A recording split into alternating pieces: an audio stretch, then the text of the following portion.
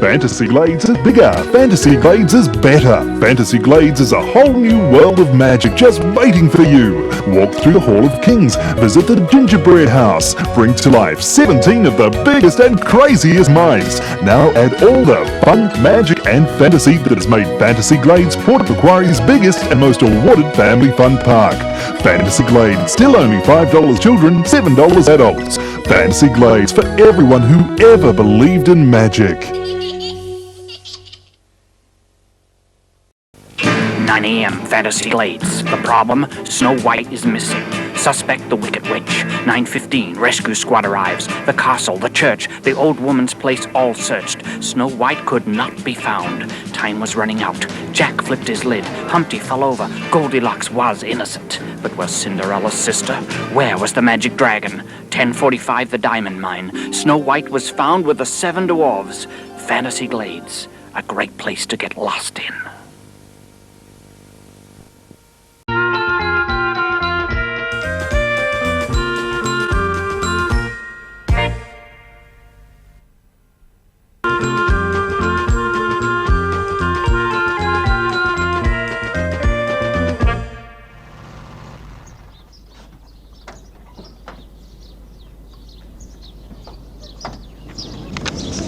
We're in Port Macquarie because 9-year-old Leanne Snowden of Miranda in Sydney says she would very much like to see Snow White's village in Port Macquarie. Well, Leanne, we found the place you mean, but it's not called Snow White's village, it's called Fantasy Glades. We're going to have a look at it now. Fantasy Glades lives up to its name. It is a delightful 5 acres of fantasy, where children can imagine they live in a shoe and visit the 7 Dwarfs' cottage. The Glades are the brainchild of a dwarf couple, Rose and George Whitaker. George and Rose Whitaker started Fantasy Glades. Now, Rose, when was it that Fantasy Glades actually started off, and what made you decide to make it along the lines of Snow White and the 7 Dwarfs? Well, my late husband, George, had been in show business all his life, practically, since he left school until we were married. He came over from England in 1960 touring with Snow White, and this is when I met him, when my parents took me to see the show. Our life went from that to this, and we eventually got married, and that time we lived in Sydney. And George, once he'd settled down to married life, decided that he'd had enough of touring and show business.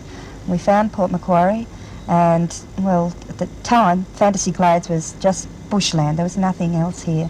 We decided to start a tourist attraction that we hoped would be a delight for both children and adults. And as George had worked with Snow White all his life, we tried to base it around Snow White and the 7 Dwarfs. A miniature church is set in the centre of the Glades.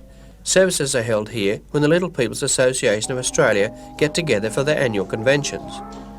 Rose and George started the Little People's Association a few years ago and now have members from all over Australia. The annual convention was held here this year.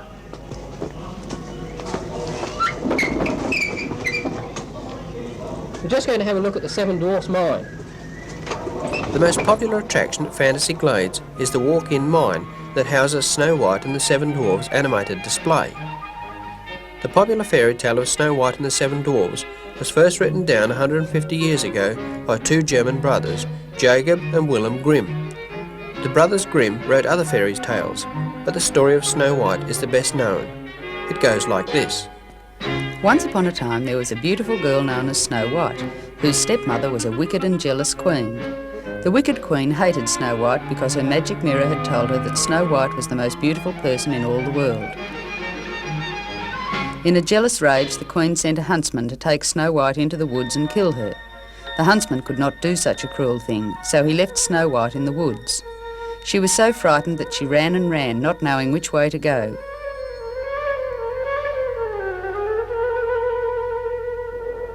Suddenly she came to a lovely little house, tucked away among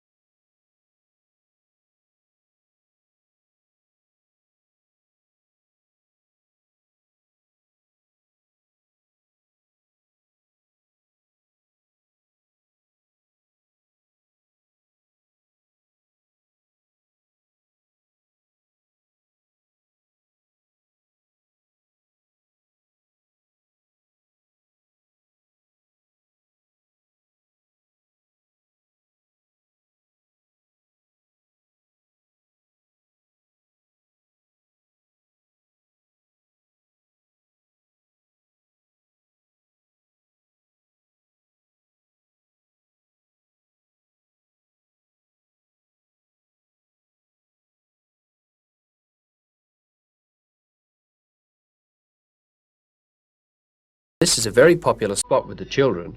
It doesn't need much imagination to make this the real Seven Dwarfs cottage.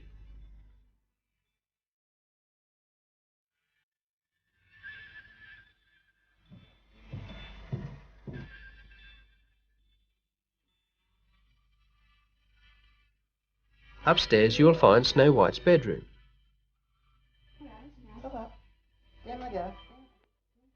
Everything at Fantasy Glades is like a fairy tale. It is fast becoming a regular place to see with people who visit Port Macquarie.